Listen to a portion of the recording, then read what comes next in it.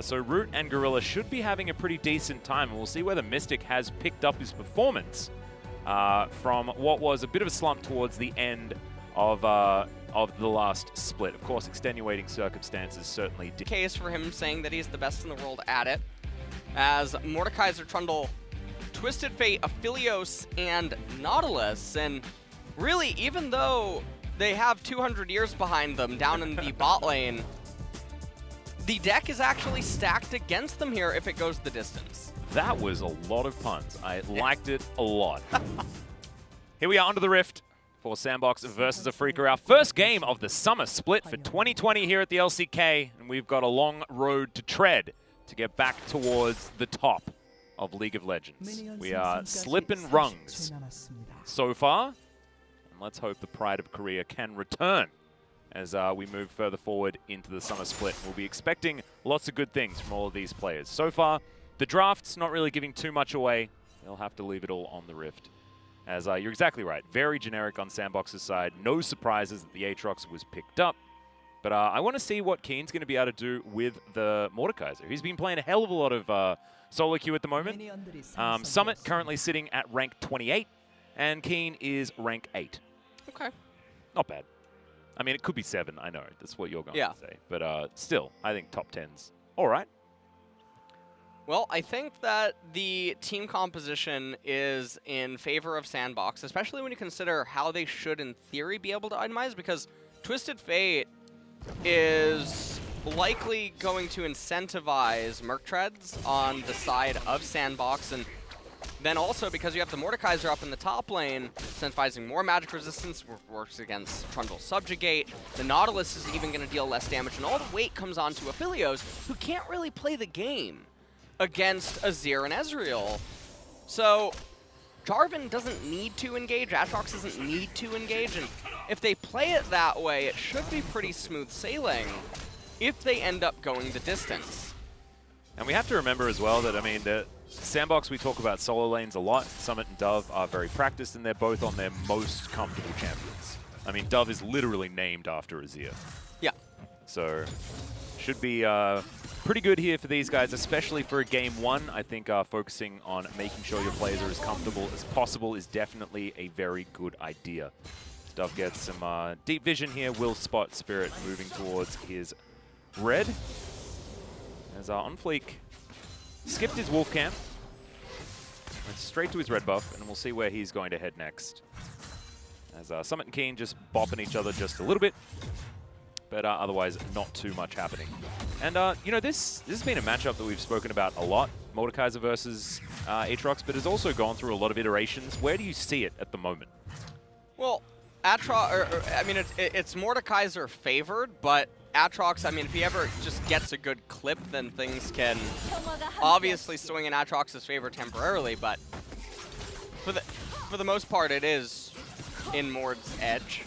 So SANDBOX, I mean, that lane is going to be volatile. The thing that I'm mostly looking at here as we come back into summer is anyone going to manipulate their lane states relative to the jungler? And so far, not really. And On Fleek is actually just going to get an edge over Trundle. Yeah, might actually just move straight down to the bottom side Scuttle Crab as well, and take both of them. So double Scuttle here for On Fleek, certainly setting himself up nicely, and he wastes no time getting down there, as you can see. Full vision from Afreeca, I believe, so they think they know exactly what is happening, just no way for the Trundle to stop it, especially with Fly not having too much control here of this mid lane. CS-wise, everything absolutely fine. And both of these mid laners will be able to teleport back. The Hail of Blades being taken here by the Azir, just to get that trading damage opportunity.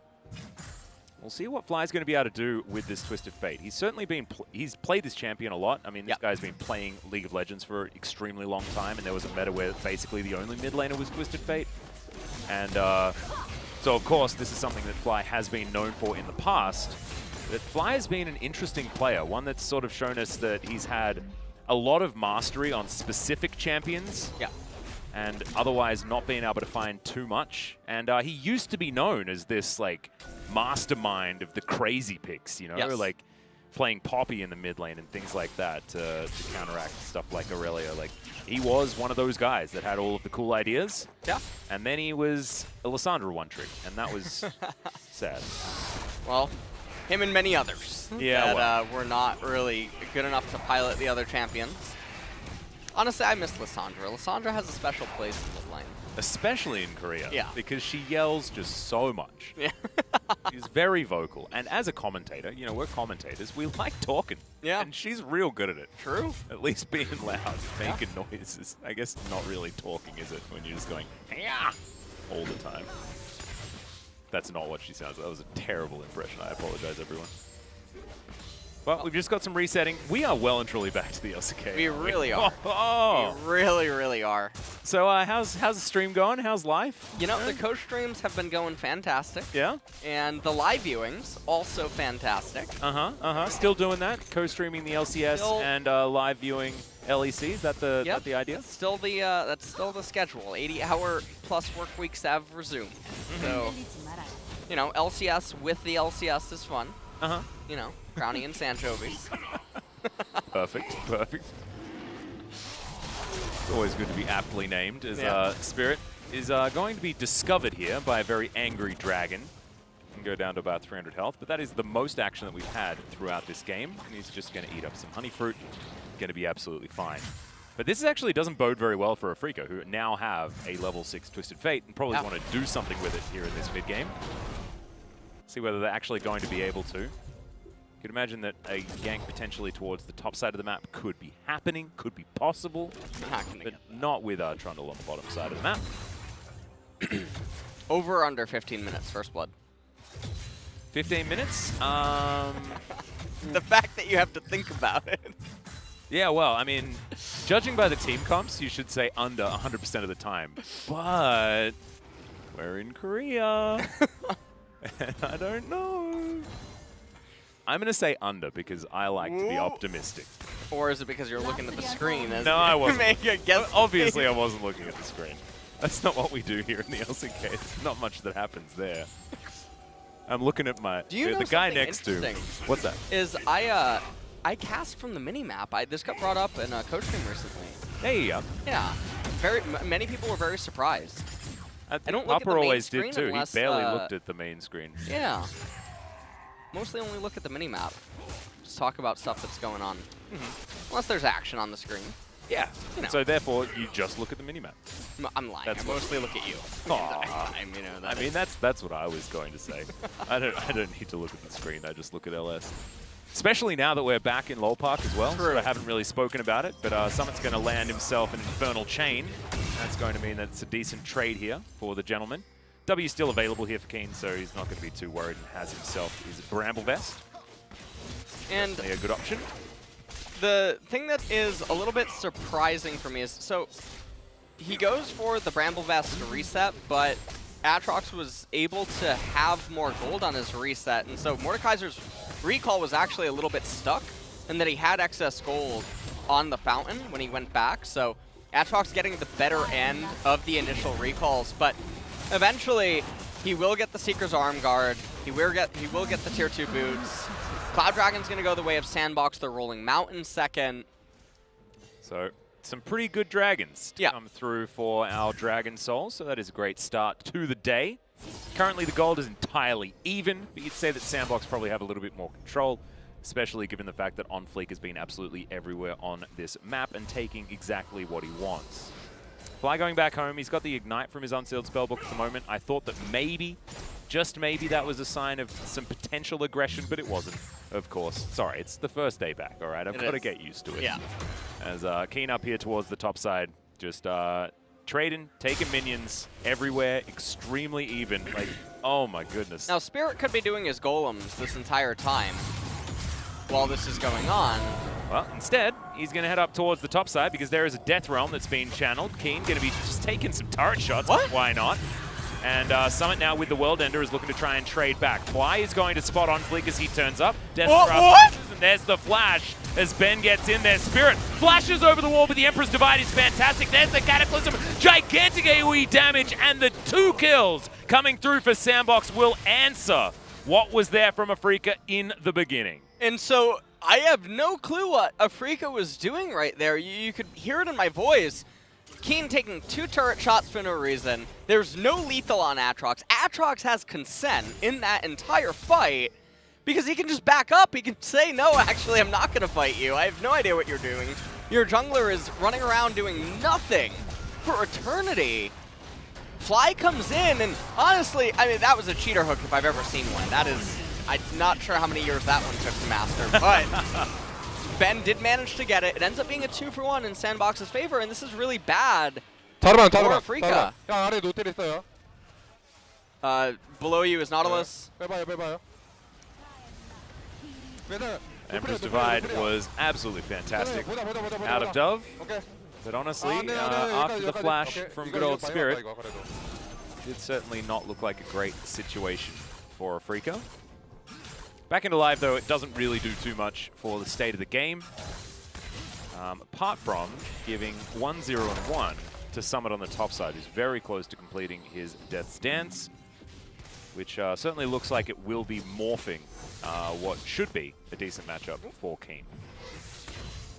Well, the problem with those that initial skirmish going in the way of SANDBOX is that it really stifles what Afreeca's trying to do. And when you have a Twisted Fate, and you're not getting the ball rolling, when you're falling behind to Azir, but I do have to give credit, Fly is actually doing much better than one probably would have expected, at least in the first 10 minutes, given the matchup. Also got that 1 kill as well, so oftentimes you look at the Twisted Fate and you're like, did the first Destiny work? Yeah. If not, then things probably really bad. However, it was theoretically successful for Fly, even though he did flash immediately into an Emperor's Divide.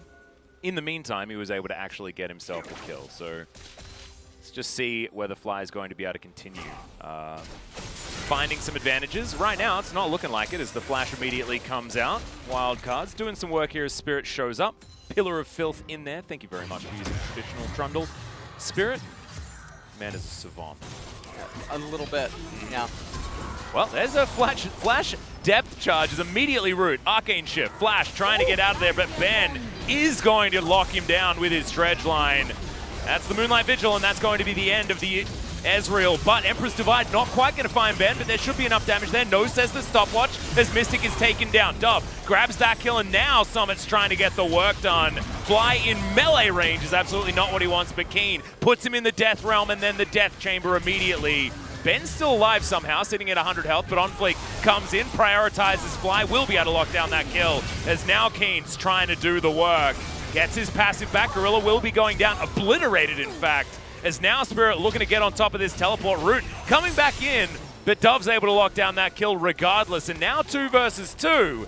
It's looking like Afreeca are going to be able to make it out because that is a really nice pillar, but that was a catastrophe. What happened? I have no idea. that was something, and Dove was honestly being Captain Careful in the entire fight. Let's take a look at how this all transpired. So, Root using Arcane Shift plus Flash, trying to get away. Ben landing a really good hook. The teleport coming in first from Dove. And you can see here, he goes for the shuffle, doesn't quite land it onto Mystic, does a lot of damage onto Ben. But then you can see Spirit wasn't even paying attention to him, and yet Dove kites towards the right-hand side, whipping a Sand Soldier summon. He could have easily killed Nautilus because he had Spirit coming from the north, and Nautilus would never threaten lethal. Keen comes in, Death Realms, Summit, and manages to save quite a bit of damage, has the Aatrox through the passive here, giving him some stats. Manages to get the kill onto Gorilla. Action wasn't done yet. Ezreal comes in and then kites down towards the south. Even though Keen doesn't have Flash, so had he gone left, they would be able to reconverge. But anyways, coming back into live now. Gold score completely even, but Afreeca gonna be the ones that actually gets the Mountain Dragon. And it is going to be Infernal coming up next. So Earth, Wind, and Fire going to be our 3 Drakes for Game 1 of our first day of the Summer Split. That actually, like, in the end, I think when the dust settles, certainly did work out for Afreeca, especially being able to transition into collecting themselves that Mountain Drake. It was chaotic at best, but that's what a game with Twisted Fate should be, right? And I think it should have started being chaotic a little bit earlier, but thankfully, Afreeca have put the game in the state that they want it to be in at this stage. Did any turret plates go down, by the way? I think there might have been a few I topside. just want to point out how... Oh, hold on. Yeah, we got another fight here as Mystic down very, very low. He's well and truly dead, like you were saying. But did a lot of AoE damage in the meantime. Fly does have a fair bit of a health bar here as Fly flashes after on Fleek. 1-for-1 in the end. Ben's just going to wander with his parade of minions back towards his outer turret. And they trade 80 carry for jungler. And that was really close because Fly almost went down there as well. Actually, like, I think the fact that OnFleek got out that way gave Fly a way out, which is unfortunate. Yeah. And Keen is taking a bit of a fight here against Atrox. Yeah, I believe you used Death Realm. Yep. Which was odd. And I just want to point out, by the way, that Dove, with his 3 kills and 1 assist, as well as some turret plates, is even in gold with the 1-2-4 Twisted Fate, because unlike Draven, Twisted Fate has a real legitimate passive that makes him money. That makes him money without without a condition to get kills. So, and he got the kills as well, so a bit of extra gold there for him. So we're going to have a look at this replay once again. A 1-for-1, but certainly the chaos that Twisted Fate can throw in there is working out thus far. And really unfortunate. You can see he missed the flag and drag. Had it gone down onto Fly, Fly certainly would have died. Yeah. So, a little unfortunate for On Fleek. The action is staying up, though. This game is so incredibly close. Summit just jumps over that Death's Grasp by the looks of things, but it was an Umbral dash. The thing is that this is the part of the game where it should be close, and Afreeca should actually have a leg to stand on. Once Ezreal gets to the Death's Dance, once Atrox starts getting to 3 items, Azir 3 items, etc., everything's going to be really, really, really problematic on the side of Afreeca. Although, interestingly enough, Azir went for Sorkpen boots, didn't actually go for the Merc Treads, even though there is the Twisted Fate in the game, as well as so much magic damage on 4 of the champions out of Afreeca. So, being a little bit greedier with the damage. Jarvan also likewise Ninja Tabi instead of Merc Treads. Yeah, that's very, very strange considering double magic damage solo lanes. And the gold card on TF is likely the CC that you're going to absorb. So, very peculiar. Potentially kiteable now for OnFleek, but we'll see what he does get done here. As Sun Turret is erected, Dove makes it a very short lane in mid as Gorilla going to get dredge line. Mystic comes in. He's got the short range weaponry like we like to talk about, and that is going to be a very dead Karma. Just better positioning here for Afreeca, and they didn't even need to use the Destiny Gate combo. This might be their opportunity to break down their first turret of the game. And, well, we're just seeing two Titans up here, just duel it out. Yep, smacking each other with their sock and boppers. Yeah, true story. I miss those things. I remember the ads when I was a kid. Yeah, I remember the commercials when I was a kid as well. Yeah, they were very good. I don't feel as much like a boomer anymore. Thank you so much. They were reruns. On my mother's VHS tapes, actually. She taped them just because she really wanted you to learn about old pop culture. Well, speaking about pop, Karma did pop there. She did. At the Tri-Brush. And that is going to mean that things are once again extraordinarily even. Ezreal is going for Trinity Force, actually, over Iceborne Gauntlet, even though there's a lot of stick reliance on the side of Afreeca. And obviously the Iceborne, the slows are really good, not just for himself, but for Azir, for Jarvan, for Atrox to stick. So a little surprising there. Yes, he doesn't get as much value out of the armor, given all the magic on the side of Afreeca, but still a bit of an interesting decision, I think. Also, being able to slow down Mystic and having, you know, better battle stats against him as well just means that it would be a decent idea. But I don't mind Trinity Force. You know, it's in the same vein as you should be prioritizing Merc Treads, right? As Destiny has been popped. We ain't gating anywhere just yet, though, as Summit is on the top side with Teleport at the ready. Now Afreeca just going to spot them in this Dragon Pit. Teleport out, double teleports, in fact, are coming in. It's a great flanking ward that's in their Spirit. Blocks down the Dragon, but now Summit getting into position. But already OnFleek is just dead, trying to go for that 50-50. Was unable to. Suffered the loss of his life, and then Summit had no way to actually affect the fight. But still, they do disengage relatively effectively, but a massive win for Afreeca. Really big win for them. Very surprised because they saw Twisted Fate in bottom. They all could have just been in the pit and then tried to kite down towards him, and that would have been fine. And then they could have gone for the 50-50 that way. The way that it was executed by SANDBOX, though, very questionable. And now Afreeca, they're sitting pretty comfortable with the two best dragons, I guess, so that have spawned in the game. Yep. Have the mountain. And now they've got a Lich Bane on Fly as well, who will be able to split push pretty effectively, given his Unsealed Spellbook as well as his Destiny Gate. But let's have a look at this one once again. You can see Gorilla comes over, not really able to do anything. Summit's teleport is not able to do anything either, as Onfleek just died. I mean, he went for the 50-50 smite fight. Yeah, but it was definitely, that was a sacrifice. Yes. And therefore, Summit probably didn't need to teleport there. But that's okay. Hindsight's 50-50, all that sort of stuff. And the gold is entirely even between these two squads, which certainly does help out SANDBOX, who have the Azir that's going to scale a very, very long way, and an Ezreal that we often talk about 2 items, but now that Death's Dance exists, we talk about 3, and that's going to make his scaling feel a lot better also. Let's fly down here on the bottom side. We'll just try and deal with Dove. Should be able to do so. Well. Ooh. Yeah, some nice Mystic shots coming out there from Root. Not bad. Or does already have his Mirror Mana complete.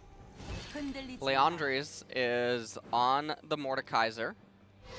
And everyone right now on Afreeca, they're sitting pretty comfortable at their 2 items. I think it's only really Mystic that's more of that 3-item type carry, so Keen probably fairly happy to fight once he gets his Zhonya's, especially given the amount of physical damage that he's going to be going up against, assuming they can deal with Dove. Not too bad there, speaking of Dove. Spirit was thinking about an opportunity, but doesn't actually have to worry about it. Very close to 10 stacks on that Rod of Ages, which only goes into our discussion about Afreeca being pretty strong in this exact moment. It's out of turret in the mid lane, sieged just by some minions. And so we're talking about the fact that Afreeca are in a power spike at the moment. They're obviously not actually going to do anything with it. This is, we're waiting the 2 minutes till the Infernal Drake, and they will be able to threaten Soul Point with that one. It's really hard to do anything with it. All your champions are super short range. The mid-tier 1 turret is super healthy on the side of SANDBOX. They can just sit back and they have control on what is and isn't possible in mid lane, at least. As, yeah, Root taking a bit of damage. He does have a Doran's Blade, though, so he's going to be able to heal up. You nailed it. TF better get a Morello. And Keen needs a longer arm. And True. Death's Grasp was just short. Do you know what I learned recently? What did you learn? I learned that Ardent Sensor is a giga-busted item. It is one of the most disgusting pile of stats. I didn't realize how broken it was until I saw a clip of Tyler1 going on a tirade about Redemption versus Ardent on Ivern. And I was actually in the school of thought that Redemption is just always better. I got Morello'd. Oh, wow. And that was, that's Morello Leandre V2. My goodness. Well, I mean, I'm glad that, you know, even though you had a different opinion, you accepted that that was obviously proven mathematically to be better. It was very cool. So good. Ardent. So, waiting for Karma to get it. I become Mikhails needs to come in first. Yeah. Obviously. She has it. And obviously, Ardent and Athene's are the traditional items. Both of them are just so cheap. That's what's so gross about them. And also, I mean, Ardent got absolutely nerfed into the ground after the Ardent meta, and I think it's been sneaking back up because they've just added random stats to it to be like, no, remember this is like still an item. And so now it's just really efficient. Even if the buff isn't as absolutely broken as it was in, what was it, 2016, 2015? Season 6, I think, was Ardent meta, or was it Season 7? I think Ooh, actually, yeah. That was the Samsung season, right? Yeah, I think 7. Yeah, that seems to make some sense. Ardent was really cool. Ardent was a, it was a gentleman's match. It was Season 7. Yeah. Thank you, Collective. Checking in. I hadn't actually been paying too much attention. As, this is going to be sole point, and SANDBOX do need to fight for this one. Teleport coming through from Root will get him into the fight, but I think that Spirit should be able to lock this one down, and he does. Keen on Fleek immediately put into the Death Realm, and that is why there was no steal on that Dragon, as now Keen immediately comes out, but he goes golden. Currently fired up, as you can see, and that is going to be Mystic locking down that kill. Flashing forward, but on Fleek going to get that Mikhails and get himself out as Gorilla sacrifices himself. And his last act is keeping his jungler alive. That might help as far as Afreeca are concerned, because they are looking to head towards this Baron pit.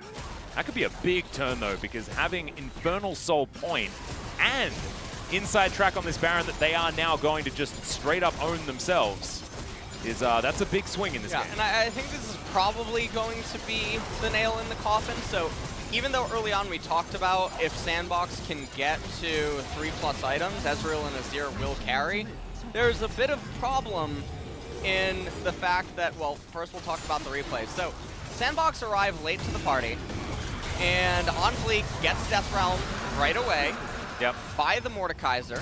He ends up flashing away using his flash air. Now everyone is standing on top of Mordekaiser. Look at Azir in Antarctica, or I don't even know where he is actually. He's just in another universe at that point. So he's in another time zone. Groups up. Azir never gets to deal damage. Ezreal can't deal damage. We'll take a look at the replay here.